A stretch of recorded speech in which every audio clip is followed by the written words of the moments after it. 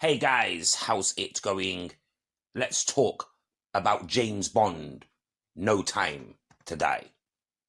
007 is back in 2021.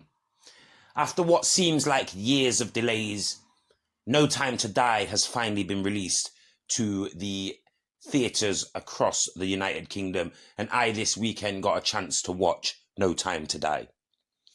Of course, and as usual, this is not a review, it's a British fans' retrospective thoughts and opinions on this film. Firstly, I am aware that there are multiple fans across the United Kingdom and worldwide that haven't had a chance to see this movie yet, so I will attempt to keep this as spoiler free as I possibly can. If I do give out any spoilers, I will give you the heads up with the predictable spoiler alert, so be aware of that. To the movie itself, it starts off featuring a young girl and her origin story, and it does tie into the actual movie later on because this is the Bond girl of the movie. I won't tell you what happens in this early scene, but you'll get to see why she becomes what she becomes later on, and why she is also quite a secretive person. That's all I'm going to say for that. And it also ties in the main bad guy of the movie as well.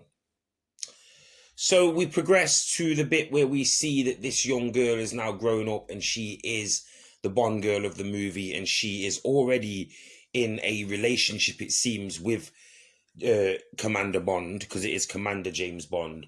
She's already in a relationship with him, but he is retired. He is retired from the MI6, and he is no longer 007. He is just Commander James Bond. Through this, they have replaced him with a different female. I don't see that as a huge spoiler alert. I see that as more of a you are needing to know that information there. I won't tell you who is going to be playing 007. They may have, and I've just checked, they have announced previously that there would be somebody else playing the initial role of 007 in this, but we all know who the real 007 is. Of course, it is James Bond. So they progress in the movie to a situation which develops where the Bond villain Blofeld, who is in prison at this precise moment, sets up a situation where Bond is attacked during visiting the grave of the former Bond girl, Vesper. So as time goes on in this film, and as we fast forward, Bond doesn't trust anyone and he wants to go at it alone. And there is actually 5 years of unseen footage where Bond is no longer part of MI6 and he is no longer 007. Then he is approached by Felix, his friend, of course, and his friend Felix asks him to help out the CIA. And Bond obliges because it involves members of the Spectre group from the previous movie. And I have to fast forward because without fast forwarding, I'm going to be giving you way too much information on what the plot line is here. But something happens anyway, and it turns out that the British intelligence and MI6 have been developing something that has now got into the hands of the wrong people, etc., etc., etc. And the only person out there that can stop the people that are involved is Bond. And of course, Bond gets involved eventually after a little bit of deliberation. There is a point where there are major characters exposed, killed in this film as well. I'm not going to say which characters. Just going to say there are major characters that are killed in this film, within the filming of this film. I will say this. As a plot line, it worked. It was very, very good to see. Towards the end of the film, it just had you on a cliffhanger. You didn't really know where they were going. And like I said, the fact that there is not just one bad in this film, there is actually 2 bads in this film, like 2 big bads in this film, made it a little bit more like lengthy in time, but it also made it so that you got to see Bond in his element. For the first time, I believe, in a long time, they really dulled down the womanizer version of James Bond, and they focused on the action hero, soldier, naval commander that is Commander James Bond. They focus way more on that this time around.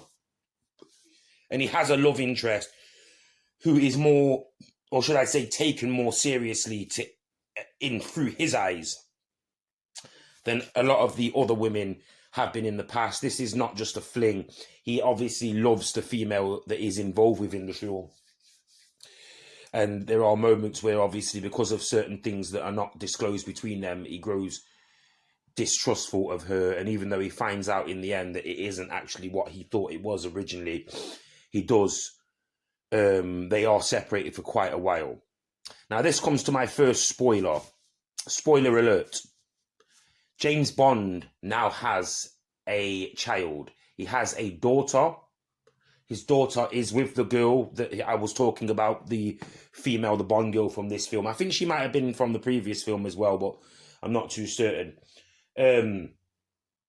She lies to James Bond at first and says that the little girl is not his daughter, even though she's clearly got the same eyes as James Bond, and they've clearly made it so that the eyes are pretty similar. Blue eyes, etc. But she tells him that it's not his daughter. But in the end, it turns out that obviously, and we all guessed it in the cinema at the time, you could hear people deliberating over it at the time. We all guessed, or the majority of the people guessed, that she was his daughter. So we go back to the non-spoiler part now, guys. I am actually really entertained by this situation here, because it not only leaves you on a bit of a cliffhanger, it also makes you think this would now be the time, definitely, for them to recast somebody as James Bond, a different actor, nothing to do with Daniel Craig's acting ability. It's to do with his age and other things that are involved in it. And I do believe that this may be Daniel Craig's last movie as James Bond. As you know, guys, the heroes always win in these films. And spoiler alert, once again, the hero does actually win this battle. I have been a fan of James Bond for years, and like I said, I have been waiting, for almost 2 years now to see this movie, anticipating it for quite a while. I'm going to give my rating early in this, guys. I have no issue with the film's filming, the way that the film came across.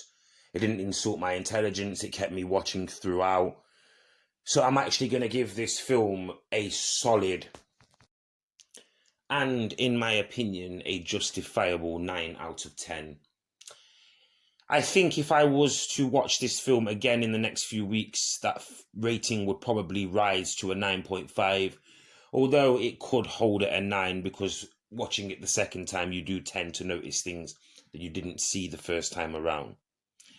This is, of course, the 25th James Bond film, based around the James Bond character that was created by Ian Fleming. I'd like to shout out to Ian Fleming. I'd like to shout out to everybody who has been involved in the production of all 25 of those James Bond movies. One of the most legendary and the most famous characters that have been developed around a British-based character, superhero, sportsman, etc. Of course, we all know that James Bond is a fictional character, although there are some elements apparently that are based on real life things that happened to Ian Fleming, something like that. I really enjoyed this film, and I would be looking forward to another film, but apparently this is the end of James Bond. And spoiler alert, this is not really the end of James Bond. At the end of the movie, they told us that James Bond will return. And I may have also announced that earlier on in the retrospective, and now I'm thinking about that now. But yeah, to end this, guys, I had a really good time watching this film. I highly recommend you get to see this film if given the chance. This is one of, if not the best Bond movie that has been out. Certainly on the level of the films like GoldenEye that I remember from my childhood, and some of the more obscure classics. Please like, share, subscribe, and stay tuned for more.